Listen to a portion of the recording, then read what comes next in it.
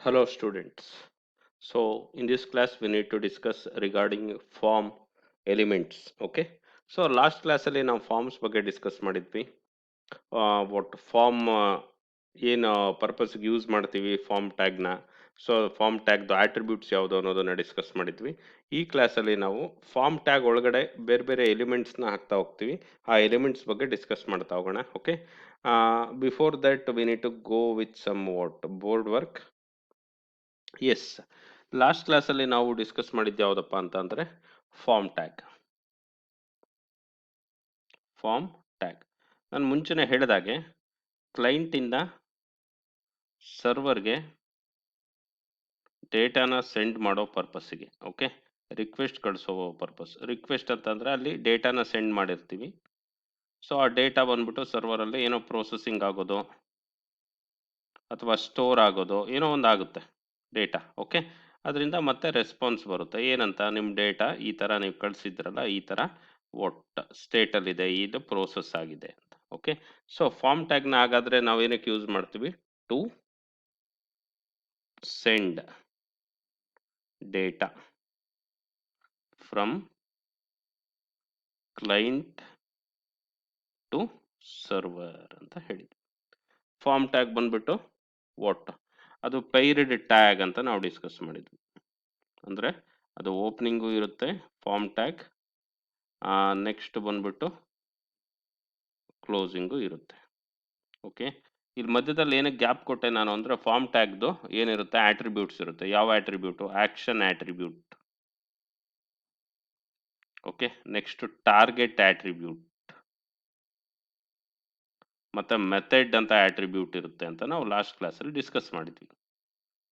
Action ಅಂತ ಅಂದರೆ ಈ ಫಾರ್ಮ್ ಟ್ಯಾಗ್ನ ಫಾರ್ಮ್ನ ಸಬ್ಮಿಟ್ ಮಾಡಿದಾಗ ಡೇಟಾ ಸರ್ವರಲ್ಲಿ ಎಲ್ಲಿಗೆ ಹೋಗಬೇಕು, that what action will do. Target ಅಂತ ಅಂದರೆ ಫಾರ್ಮ್ ಟ್ಯಾಗ್ ಸಬ್ಮಿಷನ್ ಆದಮೇಲೆ ರಿಸಲ್ಟು ಅದೇ ಪೇಜಲ್ಲೇ ಡಿಸ್ಪ್ಲೇ ಆಗಬೇಕಾ, ಮತ್ತೊಂದು ಟ್ಯಾಬಲ್ಲಿ ಡಿಸ್ಪ್ಲೇ ಆಗಬೇಕಾ, ಅದನ್ನು ಟಾರ್ಗೆಟಲ್ಲಿ ನಾವೇನು ಮಾಡ್ತಾ ಇದ್ವಿ, ಮೆನ್ಷನ್ ಮಾಡ್ತಾ ಇದ್ವಿ. ಮೆಥಡ್ ಅಂತ ಅಂದರೆ HTTP ಮೆಥಡ್. ಓಕೆ, ಯಾವುದು HTTP ಮೆಥಡು? ಗೆಟ್ ಪೋಸ್ಟ್ ಅಂತ ನಾವು ಡಿಸ್ಕಸ್ ಮಾಡಿದ್ವಿ. ಗೆಟ್ ಮೆಥಡ್ ಯೂಶುವಲಿ ಯಾವುದಾದ್ರೂ ಡೇಟಾಗೆ ರಿಕ್ವೆಸ್ಟ್ ಕಳಿಸೋದಕ್ಕೆ, ನನಗೆ ಈ ಡೇಟಾ ಬೇಕು ಅಂತ ರಿಕ್ವೆಸ್ಟ್ ಕಳಿಸ್ತಿದ್ದೆ. That is also a data. Post ಅಂತ ಅಂದರೆ ಒಂದಿಷ್ಟು ಡೇಟಾನ ನಾನು ಸೆಂಡ್ ಮಾಡೋದಕ್ಕೆ ಕ್ಲೈಂಟಿಂದ ಸರ್ವರ್ಗೆ. ಓಕೆ, ಈ ಥರ ನಾವು ಒಂದಿಷ್ಟು ಆಟ್ರಿಬ್ಯೂಟ್ಸ್ನ ನೋಡಿದ್ವಿ. ಇದಾದಮೇಲೆ ಫಾರ್ಮ್ ಟ್ಯಾಗ್ ಒಳಗಡೆ ಅಂದರೆ ಇಲ್ಲಿ ನಾವು ಬೇರೆ ಬೇರೆ ಎಲಿಮೆಂಟ್ಸ್ನ ಹಾಕ್ತಾ ಹೋಗ್ತೀವಿ. ಆ ಎಲಿಮೆಂಟ್ಸ್ ಏನು, ಯಾವ ರೀತಿ ಹಾಕ್ತಾ ಹೋಗ್ತೀವಿ ಅನ್ನೋದನ್ನು ನಾವು ನೋಡ್ತಾ ಹೋಗೋಣ, ಯಾವ್ಯಾವ ಎಲಿಮೆಂಟ್ಸ್ ಇದೆ ಅಂತ. That's why what we used to discuss in this class, form elements. Got it? Okay, so ನೋಡ್ತಾ ಹೋಗೋಣ. ಇದಕ್ಕಿಂತ ಮುಂಚೆ ಒಂದು ಸಣ್ಣದಾಗಿರುವಂಥ ಒಂದು ಫಾರ್ಮ್ದು ಡೆಮೋ ನೋಡ್ಬೋಣ. ಫಾರ್ಮ್ ಎಲಿಮೆಂಟ್ಸ್ ನಮಗೆ ಗೊತ್ತಾಗುತ್ತಲ್ಲಿ. This is what form. Okay, so ಇಲ್ಲಿ ನಾನು ತುಂಬ ಸಿಂಪಲ್ ಆಗಿ ಏನು ಮಾಡಿದ್ದೀನಿ, ಒಂದು ಟೇಬಲ್ ತಗೊಂಡಿದ್ದೀನಿ. ಟೇಬಲಲ್ಲಿ ಒಂದು ಕಡೆ ನೇಮ್ ಹಾಕೊಂಡಿದ್ದೀನಿ. ನೆಕ್ಸ್ಟ್ ಬಂದ್ಬಿಟ್ಟು ಫಾರ್ಮ್ ಟ್ಯಾಗ್ ಒಳಗಡೆ ಒಂದಿಷ್ಟು ಎಲಿಮೆಂಟ್ ಹಾಕ್ತಾ ಇದ್ದೀನಿ. ಇದು ಟೆಕ್ಸ್ಟ್ ಬಾಕ್ಸ್. ಇದೇನಿದು? ಟೆಕ್ಸ್ಟ್ ಬಾಕ್ಸ್ ಅಂತ ಹೇಳ್ಬೋದು. ನೆಕ್ಸ್ಟ್ ಇದು ಸಹ ಏನಿದೆ, ಏಜ್ ಅನ್ನೋದು ಸಹ ಟೆಕ್ಸ್ಟ್ ಬಾಕ್ಸ್, ಅಂದರೆ ಡೇಟಾ ಎಂಟ್ರ್ ಮಾಡೋದಕ್ಕೆ ಇರೋದು. ಅಡ್ರೆಸ್ ಅನ್ನೋದು ನಾವು ಇದನ್ನ ಏನಂತ ಕರಿತೀವಿ? We are going to call it as text area. ಅಂದರೆ ಇದು ಸಿಂಗಲ್ ಲೈನ್ ಇರುತ್ತೆ, ಇದು ಮಲ್ಟಿ ಲೈನ್ ಇರುತ್ತೆ. Got it?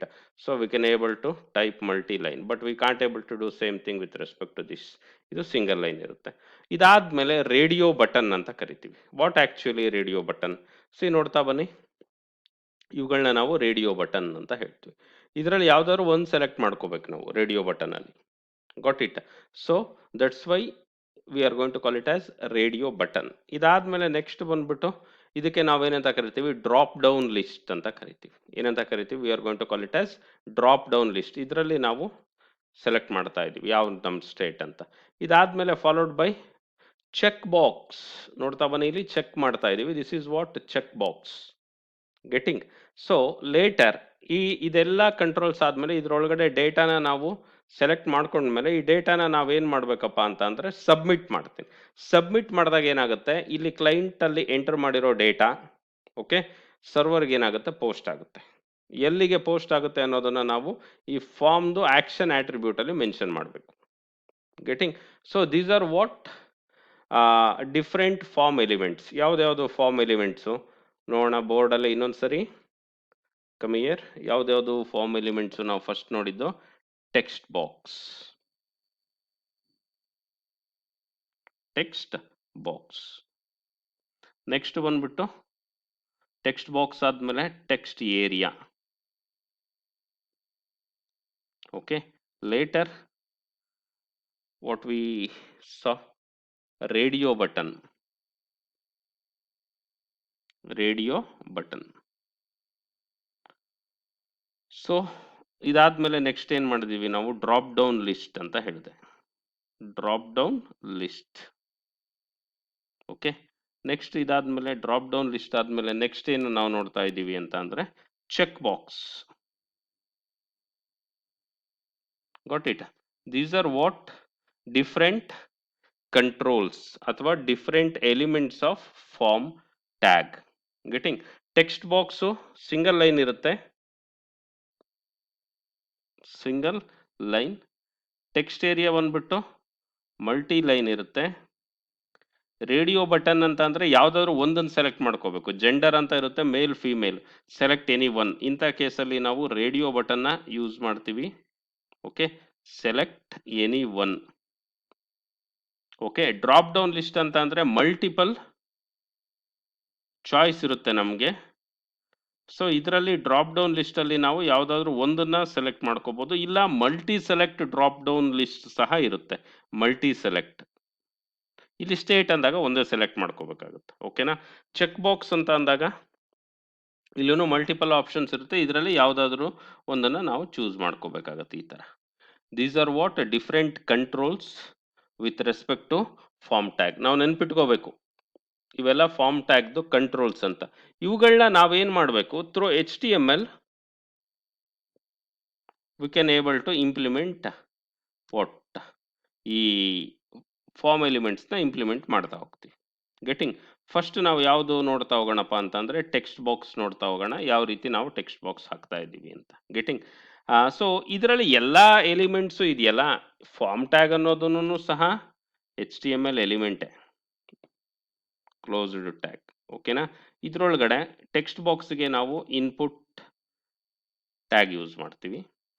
ಅದೇ ರೀತಿ ಓಕೆ, ಸೊ ಡ್ರಾಪ್ ಡೌನ್ಗೂ ಸಹ ನಾವಲ್ಲಿ ಸೆಲೆಕ್ಟ್ ಅಂತ ಯೂಸ್ ಮಾಡ್ತೀವಿ.